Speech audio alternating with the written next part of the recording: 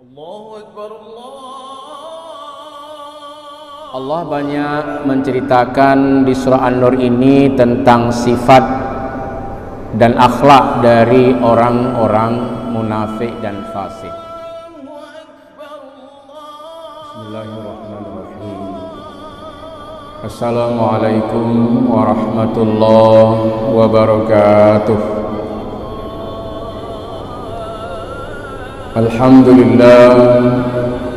Alhamdulillahilladzi hadana ilal Islam wa nahana 'anil ma'asi wal asam.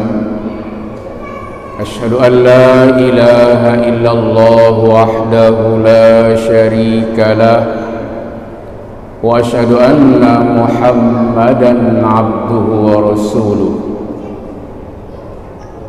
Allahumma salli ala sayyidina Muhammad wa ala ali Muhammad wa sallim tasliman katsira. Amma ba'du, fa ya ayyuhal hadirun wal hadirat rahimakumullah, usikum wa nafsi bis sabri was salat. Innallaha ma'as sabirin. Wa qala Allah ta'ala fil Qur'anil Karim,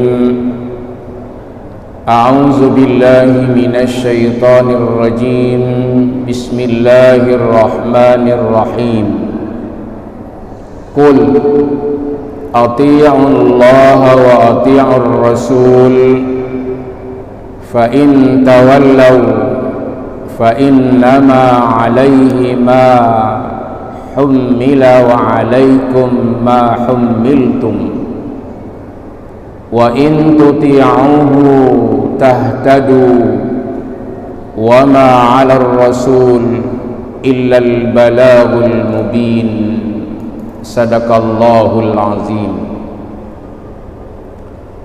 Ma'asyiral muslimin dan muslimat Jamaah Maghrib Masjid Raya Baitur Rahman, Banda Aceh,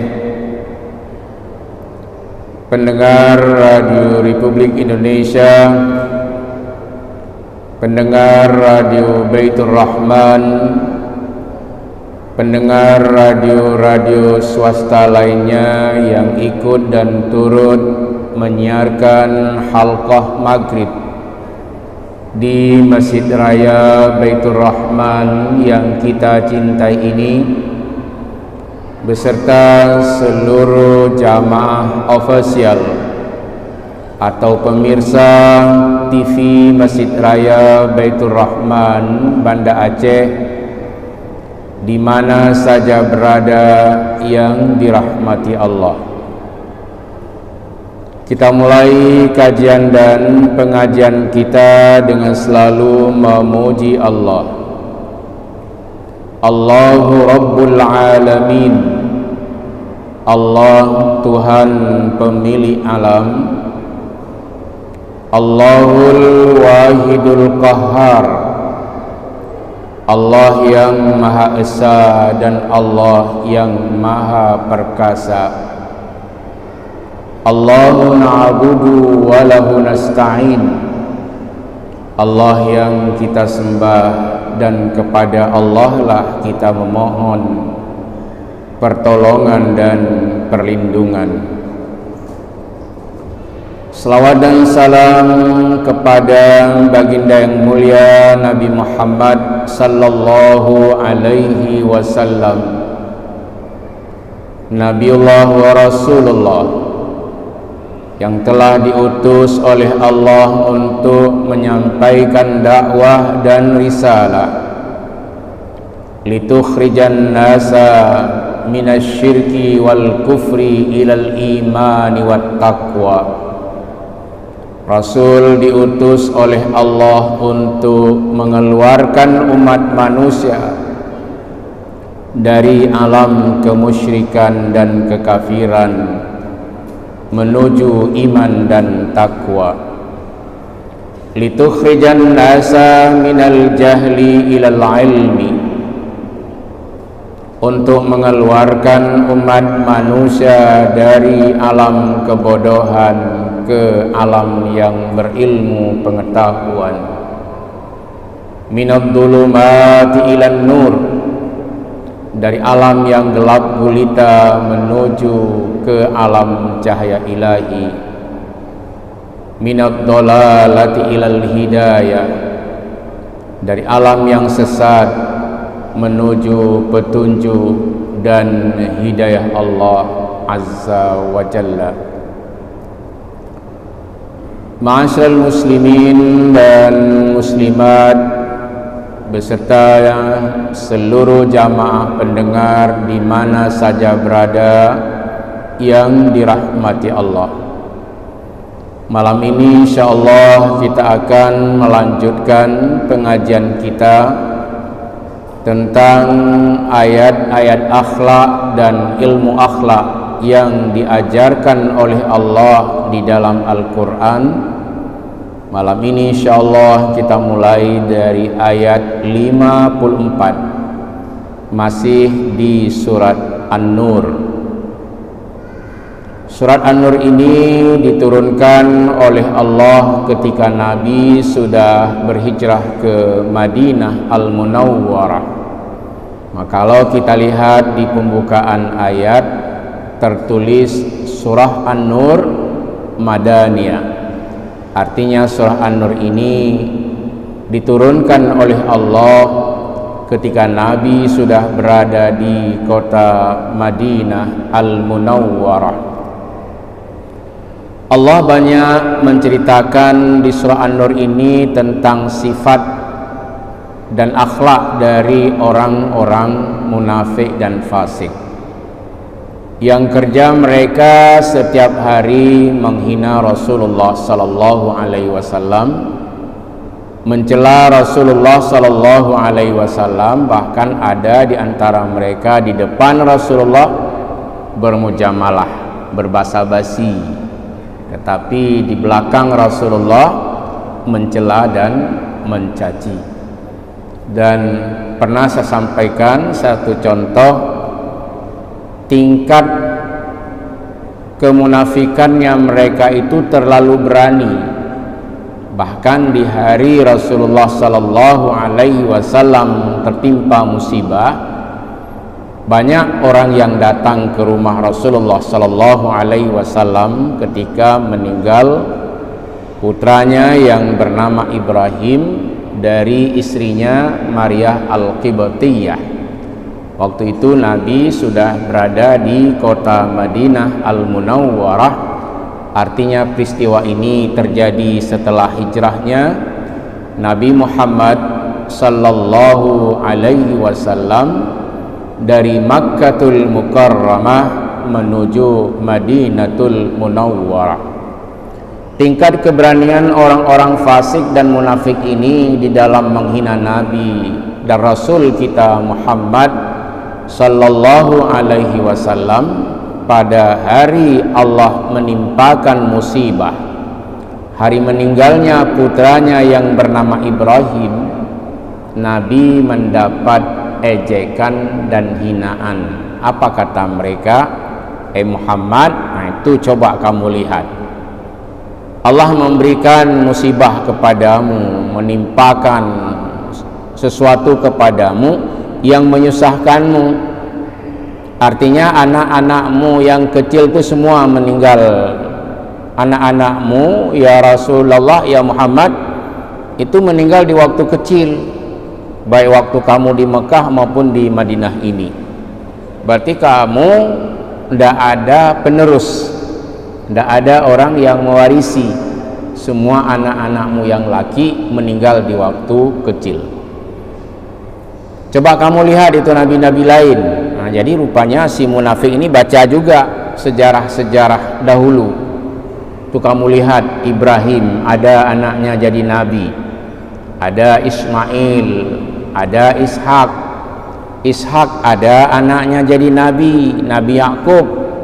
Yakub ada anaknya jadi nabi, Nabi Yusuf. Semua dia bisa cerita. Maka ada orang fasik, ada orang munafik, pintar dia di dalam membaca tentang sejarah Islam tapi menyudutkan Islam.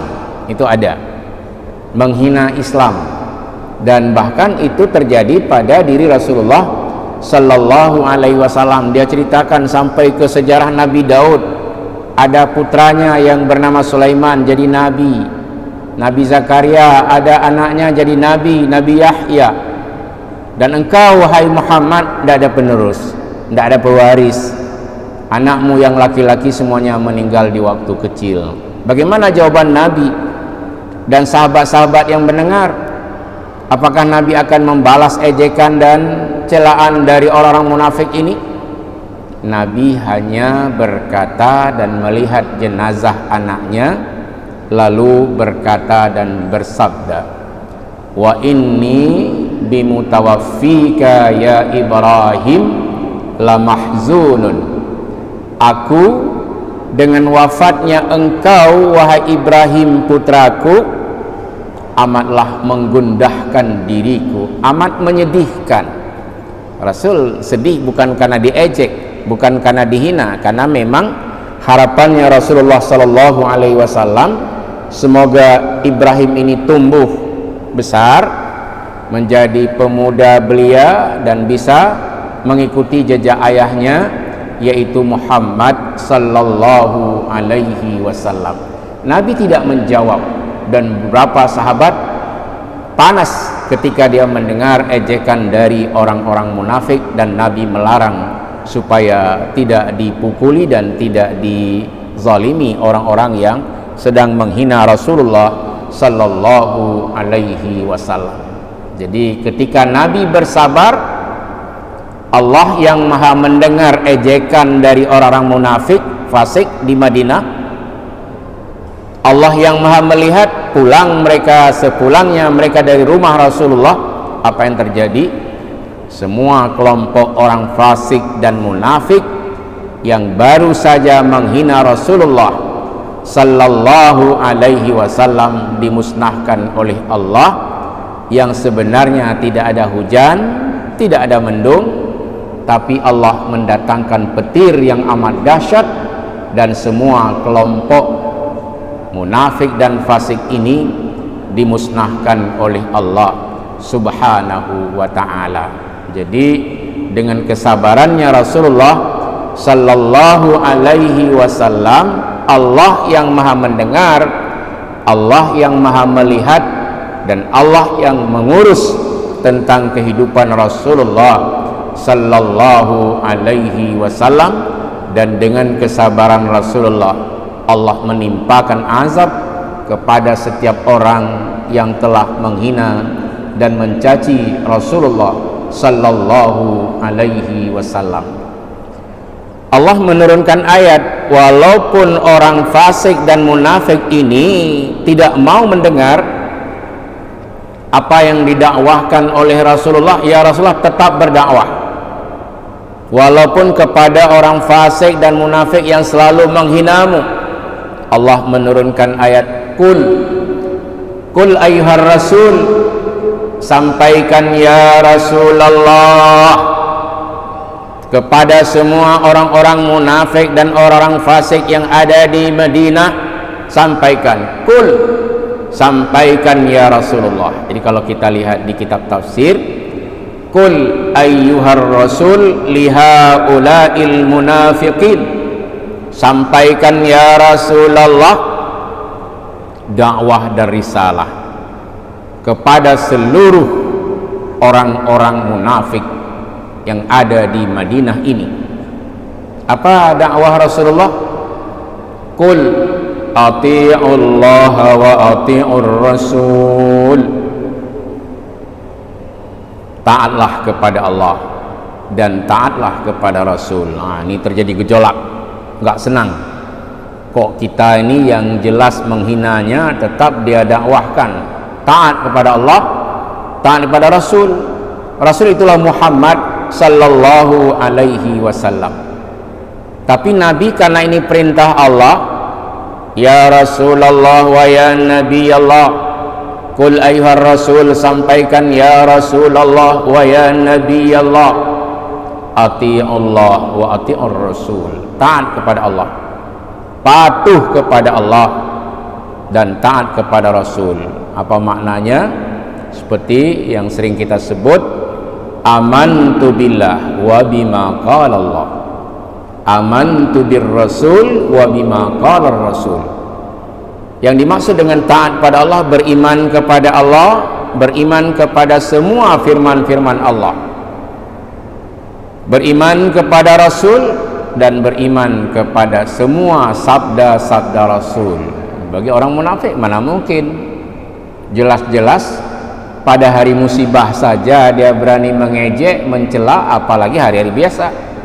Tapi Nabi karena itu perintah Allah tetap dilaksanakannya. Maka banyak juga orang di awal-awalnya menjadi munafik, menjadi fasik, tapi dengan dakwahnya Rasulullah Sallallahu Alaihi Wasallam banyak sekali orang-orang yang berjiwa munafik dan fasik berubah menjadi pengikut Rasulullah Sallallahu Alaihi Wasallam yang setia.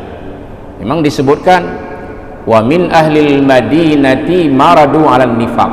Itu diberitahu oleh Allah, ya Rasulullah, sebagian orang Madinah ini sangat keterlaluan dalam nifak dan munafiknya. Diketahui oleh Rasulullah karena diberitahu oleh Allah. Artinya orang Madinah ini dulu, ini pada masa Rasulullah, kalau sekarang udah lembut-lembut kaum Ansar itu, tapi dulu Masya Allah dan syukur masih ada Rasulullah yang menyampaikan dakwah dari risalah. Allah beritahu kepada Rasulullah, wa min ahlil madinati maradu 'alan nifaq. Sebahagian orang Madinah ini sangat keterlaluan dalam nifak dan munafiknya. Berarti enggak semua, sebahagian. Sebahagian saja bisa kacau. Karena kalau semua orang baik-baik tapi ada 2 orang, 3 orang buruk, ini juga jadi masalah.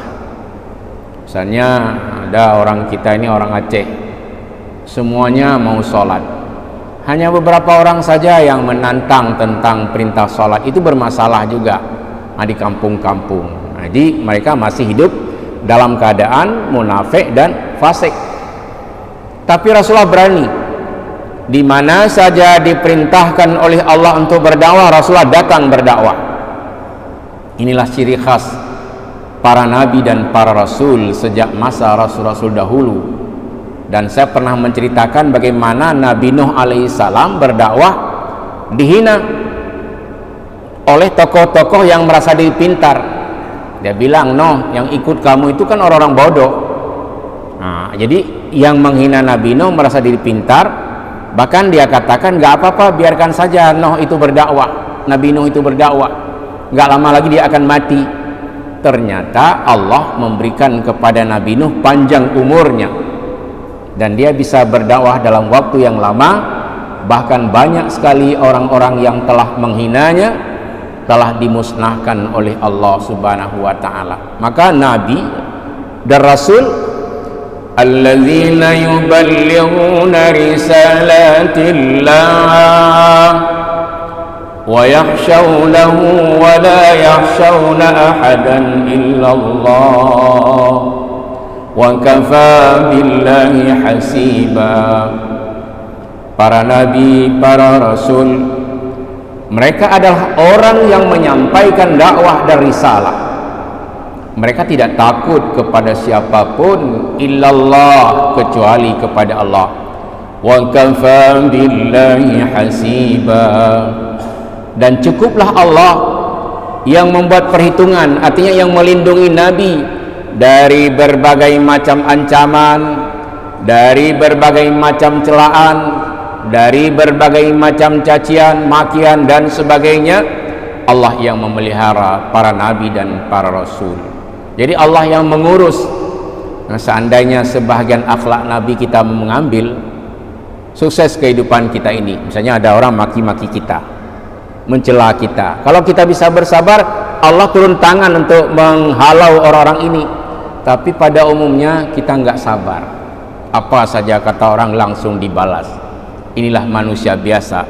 Seandainya umat Islam ini mau mengamalkan satu saja ayat Al-Quran Misalnya, ya ayyuhalladzina amanu isbiru wa sabiru wa rabitu wattaqullaha la'allakum tuflihun. Wahai orang-orang yang beriman, bersabarlah dan kuatkan kesabaranmu dan siap-siagalah serta bertakwalah kepada Allah. Semoga kamu menjadi orang-orang yang beruntung, orang-orang yang sukses. Ini karena kita kalau nggak ada modal dalam kesabaran pasti tensi selalu naik, bahkan cepat bisa mendatangkan penyakit. Tapi seandainya umat Islam ini mau mengamalkan satu saja ayat Al-Quran, ayat manapun, dia akan tenang, senang kehidupannya di alam ini. Dia tidak terlalu mengurus orang, tapi dia mengurus dirinya untuk selalu dekat dengan Allah Subhanahu wa ta'ala. Saya sering membacakan petuah dari Mangkunegara IV, seorang ulama di negeri Jawa, ulama di keraton, seorang sultan. Lamun siro paksa nulat tuladaning Kanjeng Nabi, ongger kadohan panjang kahwate ketan betah kaki, rahna tau siro jawi setitik bay was cukup, aywa gur aleman nalat kas ngeblengi pekih lamun pengkuh pangangkah yekti karahmat. Apa itu maknanya? Seandainya umat Islam di seluruh dunia, berarti masuk kita Indonesia, di Amerika, di Cina, di Taiwan dan sebagainya, mau mengamalkan satu saja ayat Al-Quran, hebat dia itu. Apa saja ayatnya? Misalnya, Alif Lam Mim Zalikal kitabu la raiba fihi hudan lil muttaqin.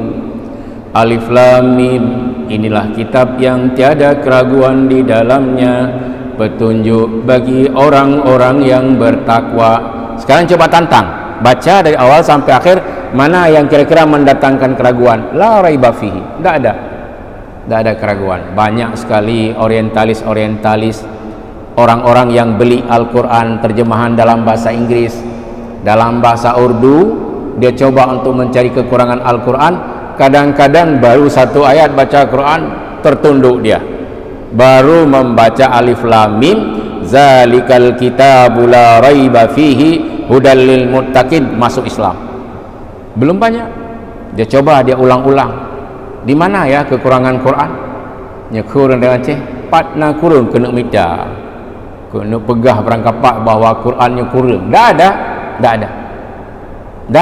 Sudah dicoba oleh orang-orang yang pintar, setingkat profesor sekalipun, mereka mencari kekurangan Al-Quran, tidak bisa. Kecuali orang bodoh yang nginjak-nginjak Quran itu orang sakit jiwa. Jadi misalnya dia bilang, mana ada keramat Quran nih, saya udah injak-injak, nggak apa-apa. Belum. Jadi Allah memberikan kesempatan, mungkin dia bisa bertaubat dengan kebodohannya. Nanti kalau dia sudah keterlaluan, bahkan dia coba lagi, di saat itulah Allah memberikan berbagai macam azab kepada orang-orang yang menghina Al-Quran Al-Karim. Kita sebagai umat Islam jangan menghina ayat, tapi mari kita mengikuti semua perintah Allah. Maka diajarkan dalam Al-Quran, paling banyak ayat di dalam Al-Quran itu tentang akhlak dan ilmu akhlak.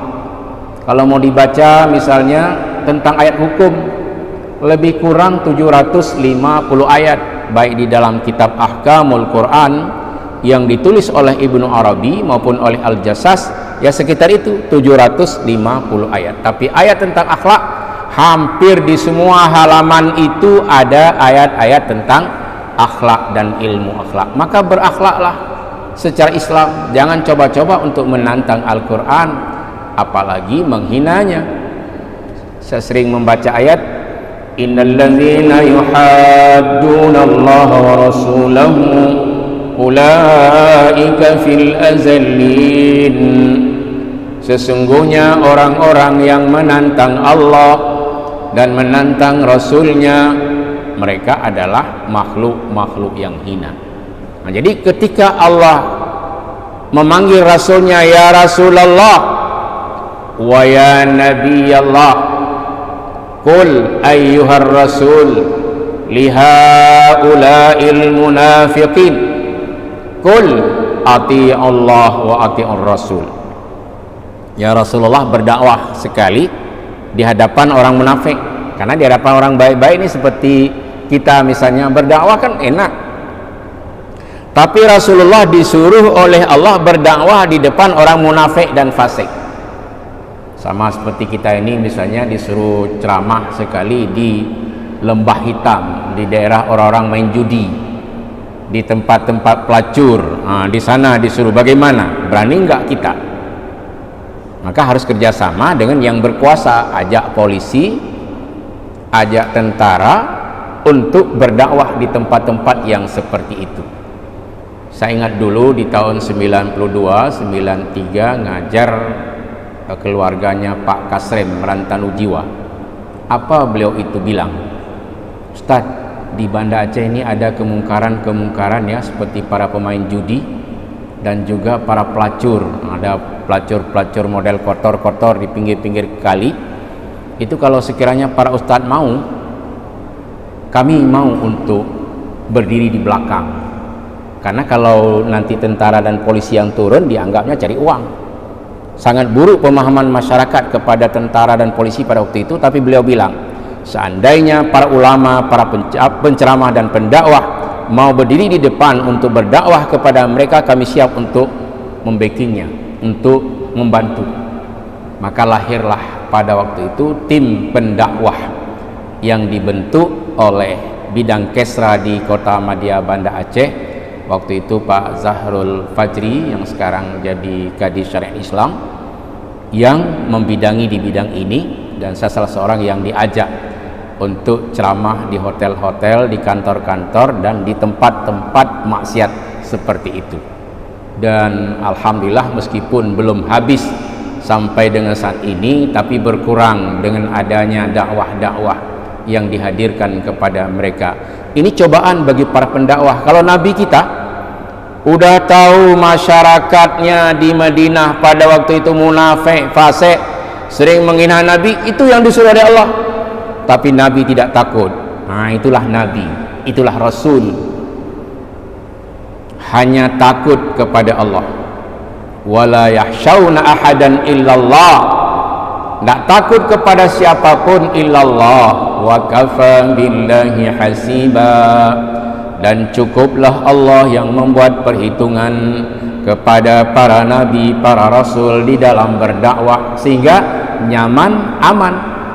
Maka ketika orang berani untuk menyampaikan dakwah, tentu dengan bahasa-bahasa yang bagus, tidak menggunakan bahasa kasar dan tidak melawan dengan orang bodoh, dengan kebodohan mereka menghina Nabi, menghina Rasul. Nah, kita juga bisa ngambil pelajaran.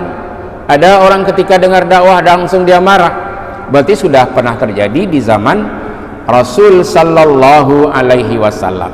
Maka Allah memberitahu kepada Rasulullah, qul ati'ullah wa ati'ur rasul. Sampaikan ya Rasulullah, walau kepada orang munafik dan fasik sekalipun, suruh taat kepada Allah, suruh taat kepada Rasul. Fa in tawallau, apabila mereka itu berpaling kapan? Setelah adanya dakwah. Karena ada juga orang bodoh karena nggak pernah datang dakwah, nggak pernah ada orang yang mengajarkan doa sholat, nggak pernah ada ceramah-ceramah di tempat itu, sehingga masjid dan menasa kadang-kadang ditutup di waktu maghrib saja ditutup, apalagi di waktu subuh. Mudah-mudahan tidak terjadi di Nanggro, Aceh, Darussalam. Jangan kita meniru gaya daripada orang-orang Madinah dulu pada masa Rasulullah sebelum didakwahkan oleh Rasulullah. Pada umumnya mereka hidup dalam keadaan fasik dan munafik. Tapi tantangan bagi Nabi tetap berdakwah. Setelah Nabi berdakwah, ada masalah yang timbul. Fa in tawallau, jika mereka itu membantah dan berpaling atau enggak mau dengar apa yang kau sampaikan ya Rasulullah, fa innama 'alaihi ma hummila wa 'alaikum ma hummiltum. Jadi kalau mereka berpaling tidak ada persoalan ya Rasulullah.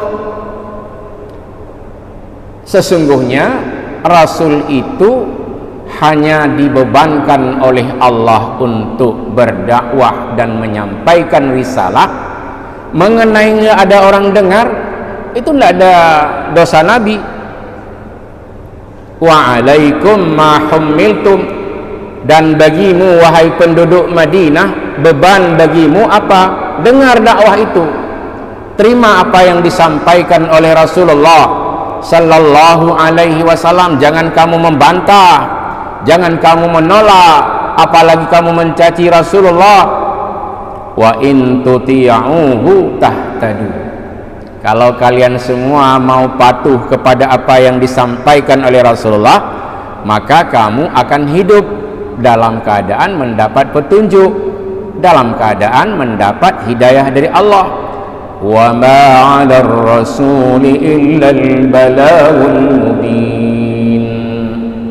Jadi Rasulullah hanya menyampaikan keterangan-keterangan yang jelas, nggak ada dosa, karena yang mendengar dah balik, yang mendengar akil, sehat pikirannya. Dan kalaupun dia gila, tidak ada persoalan kalau dia tidak beribadah. Maka banyak orang gila di jalan-jalan nggak apa-apa bagi dia. Jumpa dengan maghrib nggak sholat, nggak apa-apa bagi orang gila, bagi orang yang tidak sehat jiwanya. Tapi bagi orang yang masih sehat jiwanya, sehat fisiknya, mari beribadah kita kepada Allah subhanahu wa ta'ala. Jangan meniru akhlak daripada orang-orang fasik dan munafik yang ada di Madinah pada waktu itu, yang selalu menghina Rasulullah sallallahu alaihi wasallam. Apa janji Allah kepada orang-orang yang berbuat baik? Wa'adallahu allazina amanu minkum wa 'amilus solihat la yastakhlifannahum fil ardh kama istakhlafa allazina min qablihim wa la yumakkinanna lahum dinahum allazi irtada lahum wa la yubaddilannahum min ba'di khawfihim amna ya'budunani la yushrikuna bi syai'a وَمَنْ كَفَرَ بَعْدَ ذَلِكَ فَأُولَئِكَ هُمُ الْفَاسِقُونَ. Itu janji Allah. Allah telah berjanji kepada orang-orang yang beriman, minkum, sebagian kamu. Berarti dari zaman ke zaman tetap ada orang yang tidak beriman. Dari zaman ke zaman tetap ada orang yang tidak beriman. Itu diakui oleh Allah yang Maha Mengetahui, yang Maha Melihat. Itu contoh sudah sering kita buat dalam ceramah-ceramah dan pengajian kita, dan juga oleh penceramah-penceramah yang lain baik di Mesir Raya maupun di tempat-tempat yang lain, bahwa tidak semua orang beriman. Wa minhum kafir, sebagian orang itu kafir. Wa minhum mu'min, sebagian beriman pada Allah. Di sini juga dijelaskan wa'adallahu allazina amanu minkum. Allah telah berjanji kepada orang-orang yang beriman sebahagian dari kamu semua. Artinya tidak semua orang itu beriman, hanya sebahagian. Sebagian bisa saja jumlahnya banyak. Contoh di Aceh, itu minkum di sini banyak sekali. Semua hampir ya beragama Islam dan beriman. Beriman pun ini sangat sedikit. Misalnya dia Islam, tidak sholat, tidak masuk ke dalam orang yang beriman. Maka Allah menyebut wa'adallahu allazina amanu minkum wa 'amilus solihat. Allah sudah berjanji kepada orang-orang yang beriman di antara kamu, wa 'amilus solihat, dan orang-orang yang beramal soleh. Ini selalu dipadu oleh Allah, iman amal soleh. Karena orang beriman kalau masih jahat, masih buat maksiat, itu belum beriman dia. Sama seperti orang mau sholat tapi maksiat tiap hari, itu belum beriman dia pada Allah. Yang dimaksud dengan orang beriman wa amilus solihat, amanu wa amilus solihat, beriman dan beramal soleh, itu orang beriman. Tapi kalau dia sudah beriman masih juga melakukan hal-hal yang jahat, masih mau main judi, masih mau terlibat narkoba, masih berzina, nah itu dia belum beriman, walaupun dia sudah sholat, mungkin sesekali dia sholat. Yang dimaksud dengan beriman adalah amantu billah wa bima qala Allah, amantu bir rasul wa bima qala rasul. Aku beriman kepada Allah, beriman kepada semua yang diperintahkan oleh Allah. Aku beriman kepada Rasul dan beriman kepada semua yang disabdakan oleh Rasul. Nah, itu iman namanya. Wa amilus solihat, selanjutnya setelah beriman beramal dengan amal soleh, kerjakan kita yang baik-baik seperti sholat, beribadah, berdoa, menjauhkan diri dari maksiat, tidak main judi, tidak terlibat dalam hal-hal yang dilarang oleh Allah Subhanahu wa ta'ala. Apa yang akan diberikan oleh Allah? La yastakhlifannahum fil ardi kama stakhlafal ladzina min qablihim. Allah akan memberikan kedudukan kepada mereka di bumi sebagaimana Allah memberikan kedudukan kepada orang-orang sebelum mereka. Nah, jadi kita punya nikmat yang sangat bagus kalau kita mau beriman. Kedudukan kita di dunia ini mulia, tidak masuk dalam orang jahat, diberikan kedudukan yang mulia, kepemimpinan yang bagus dan sebagainya. Wala yumakkinanna lahum dinahum, dan Allah akan mengokohkan agama mereka yang telah diridai oleh Allah, serta Allah mengganti kepada mereka rasa takut, diberikan rasa nyaman oleh Allah Subhanahu wa ta'ala. Mereka selalu beribadah kepada Allah, tidak syirik kepada Allah, dan siapa yang kufur setelah itu maka dia adalah orang-orang yang fasik dan munafik. Maha benar Allah dengan segala firman-Nya. Himbauan untuk malam ini, mari kita jaga iman dan amal soleh kita. Semoga kita menjadi hamba-hamba Allah yang selalu nyaman dan aman dan terbebas dari rasa takut. Semoga Allah merahmati kita. Amin ya mujibas sa'ilin. Hadanallahu wa iyyakum ajma'in. Wassalamualaikum warahmatullahi wabarakatuh. وصل وسلم على سيدنا محمد في النبيين وصل وسلم على سيدنا محمد في المرسلين وصل وسلم على سيدنا محمد في الملأ الأعلى إلى يوم الدين وصل وسلم على سيدنا محمد وعلى آله وصحبه أجمعين ولقد أشروا لنعت من أوصافه تحيي